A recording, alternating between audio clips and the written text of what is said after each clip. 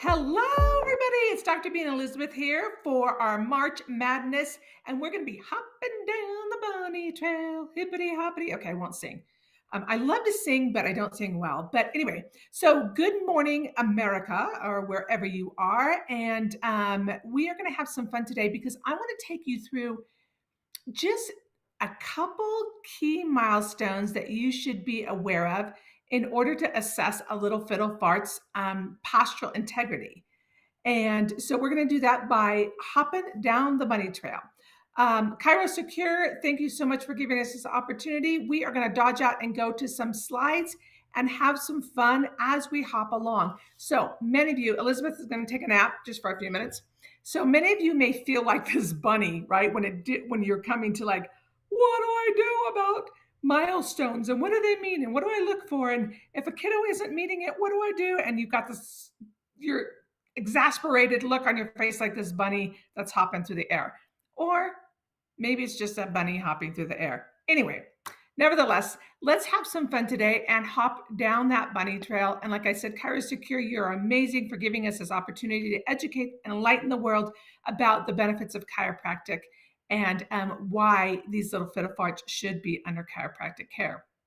So first of all, last month, if we back up, if we rewind and go back and you listen to the broadcast from last month, that we're going to set some paradigm for you because we talked about bellies and bums. We talked about some belly time and some different stages of tummy time that you want to be mindful of and what you're taking a keen eye to if that little fiddle fart is meeting those postural needs or not. And we talked about bum time. So now we're going to fast forward a little bit.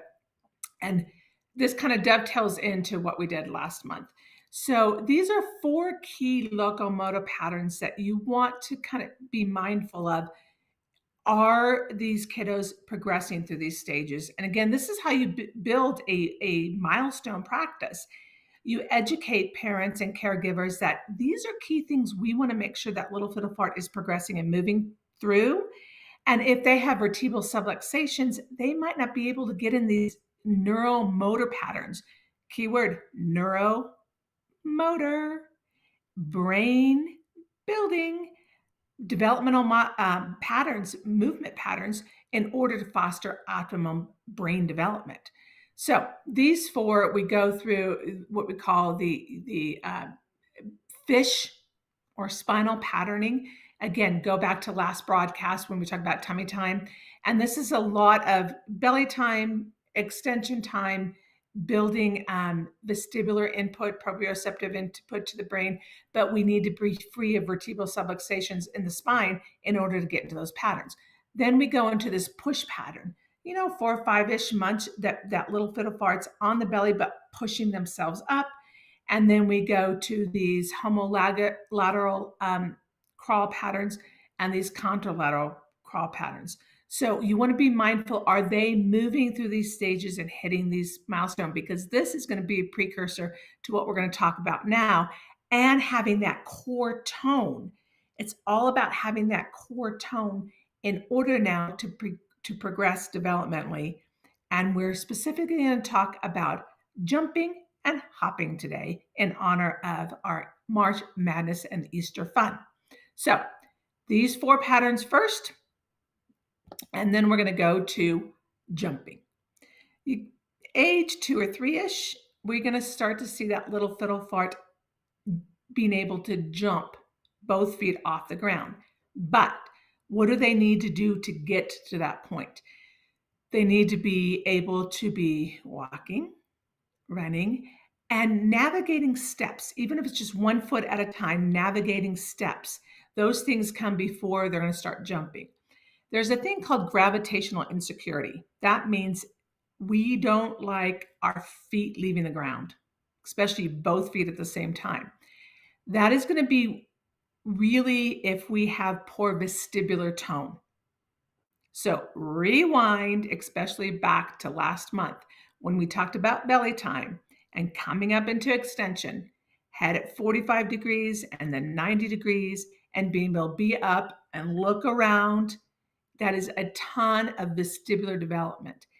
If that vestibular vision is not up to par, okay, that's movement of our head against gravity, they're like their feet leaving the ground. What you may see as chiropractors out there, if you do side posture on a pelvic bench, they might not want to get in a side posture because their feet are coming up off the floor, and that is alarming to the brain. So they're definitely not going to want to get into these stages of jumping. So, moral of the story, make sure they're adjusted. Cranial sacral therapy can be huge in this arena. Make sure that vestibular tone's up to par. You may start, if they're not jumping, they're not wanting both feet off the ground, you might start with simple linear rocking over a physio ball, just A to P rocking, and getting that vestibular tone up to par. Then also get them on belly time and playing games, building Legos, doing puzzles or whatever to get that vestibular tone up to par. Then to make sure they're able to navigate stairs 1 foot at a time, and then they're jumping. Now, phases of jumping. I want you to take a keen eye to biomechanics here.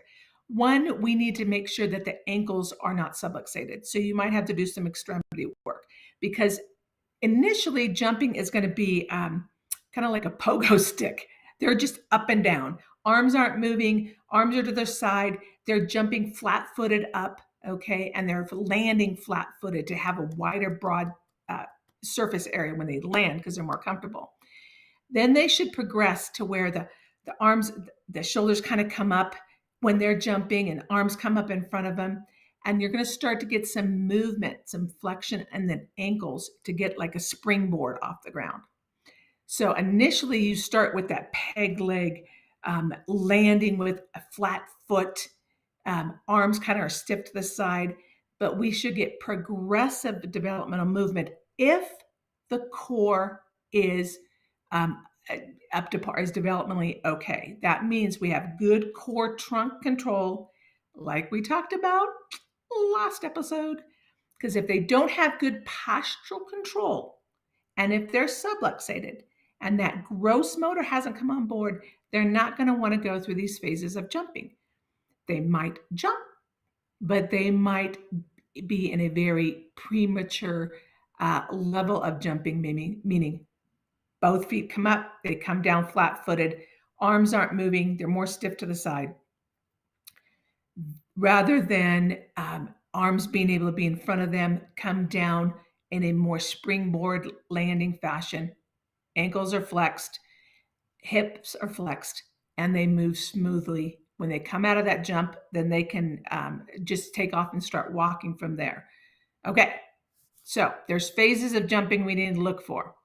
Now, by age 4 or 5-ish, we start hopping. That means they can withstand gravitation on one leg, withstand the effects of gravity and be on one leg. Things you can do to start them progressing from jumping on both feet to hopping are things like throwing pillows on the floor so that they have to walk on an uneven surface, rolling out rolls of bubble wrap, the bigger bubbles of bubble wrap, and have them navigate on these uneven surfaces walking wise, or even hop or jumping wise, getting them used to these unstable surfaces, walking on the sand, walking on uneven grass, getting them used to 1 foot being up off the ground at a time on an unstable surface. Then their brain can be more compatible with a hopping mode. Again, with hopping, you're going to go through the stages, developmental, biomechanical stages of hopping, like we did jumping. Initially, it's going to be more flat-footed, 1 foot off at a time. They're landing more flat-footed. They don't have flexion at the ankles.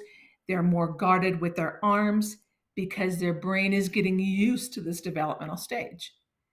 They progress from this more stiff peg leg pogo stick hopping to one where they come down, they have more flexion of the ankles, they come up on their toes, their arms are now swinging through the motion as they come up as well, and they're not so stiff-shouldered and stiff-soldier-like. So we want to have a keen eye to these biomechanical patterns as they progress and they develop their core tone. If they missed belly time and bum time, like we talked about last episode, they are not going to want to go through these progressive stages of jumping or hopping. That is key to you, that you need to go backwards and develop more core tone in order for them to do these milestones in the proper way. Now, it's really interesting. The Waldorf school um, of thought is a child doesn't have neurological readiness. They're not ready to enter school, not by age, but by one of the criteria is by motor movement patterns. And they look at how well do they progress through these developmental motor milestones. Jumping and hopping are a couple of those milestones they look at for neurological readiness to engage in school. So here's another moral of my story. If you want to foster a milestone practice and build your practice, volunteer, go to churches, go to preschools, and do some neurological or motor assessments to determine, is that little fiddle fart potentially ready and able to thrive in a school environment, in an academic environment. So why are we looking at motor milestones? Because the brain is directing movement and postural stability. The areas of the brain that we need for learning, attention, focus, and behavior, they're the ones that are driving this postural control. If they don't have good motor control, their brain is probably not ready to engage in an academic setting. So that's where you come in as the life-changing chiropractic facilitation that you have, is that you can offer to look at, do they have vertebral subluxations that are hanging up that core control and that postural control in order to foster those motor movement patterns. One of the things you want to look at too, again, we talked about gravitational insecurity. Do they not like their feet off the ground? Put them on a physio ball. Put them on an unstable surface and see if they can weight shift from side to side and have one of their feet come off the ground and maintain their postural control. This little fiddle fart's got good postural control, but if they're toppling over, if they cannot be on a physio ball, shift their weight, maintain posture control, and grab for a toy, then they're not ready to really engage in a academic setting in a successful manner. These are the things that you want to start to employ, and exercises you want to start to employ. A couple other things you can do is sidewalk chalk, duct tape, masking tape. All those things are fun ways to put together a sensory, motor, postural maze, so to speak, that they can have fun with, especially in the spring and summertime, where they can do hopscotch, they can do hopping. These little pads are like leapfrog pads, so they can start here with both feet. Then they can hop on one foot. They can go through these, and where they have to jump on both feet from pad to pad. You can set up hula hoops, and they have to jump from hula hoop to hula hoop, forward, backwards, side to side. So you might have 4 hula hoops in a row, or you can make boxes out of duct tape, and they have to jump from one box to the other box, front, back, sideways.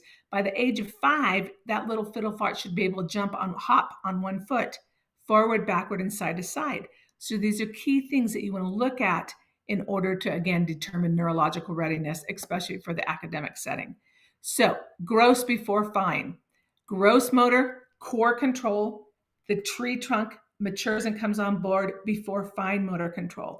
If they're not able to do these activities, more than likely they're going to have trouble with fine motor control, like buttoning, lacing up shoes, holding a pencil for fine motor control.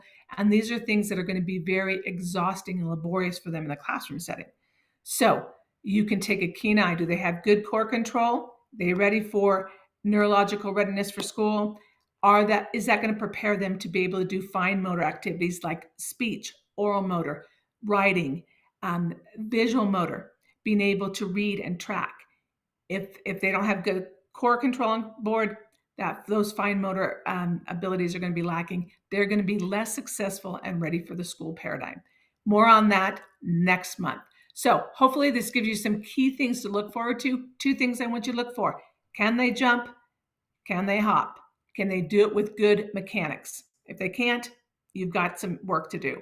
Again, adjust the spine, keep the core in line, and you're ready to foster good learning environment, academic, social, and motor learning for a successful child. So again, ChiroSecure, thank you for all you do. And next month, Elizabeth and I will be back with some more key mile motor stones for you to know about. Until then, have an amazing March.